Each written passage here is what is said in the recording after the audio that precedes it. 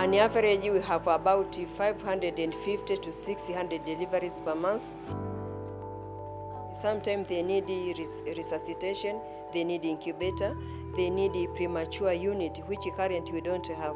We need to have incubator, we need to have warmer, we need also space to keep the premature baby.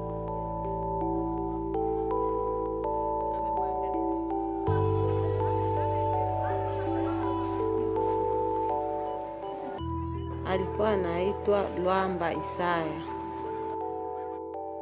Mtoto alishikwa na homa ya ghafla ya rejareja. Nikaamka asubuhi kuja naye hospitali.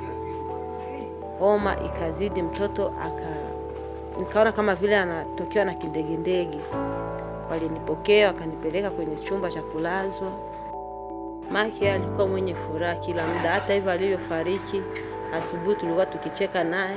Hadi dakika za mwisho alikuwa akinichekesha. Watoto wetu kweli wanafariki kulingana na udhaifu uliopo hospitalini kwetu. Hospitalini kwetu ukija na mtoto mara ya kwanza utaambiliwa mama dawa hamna.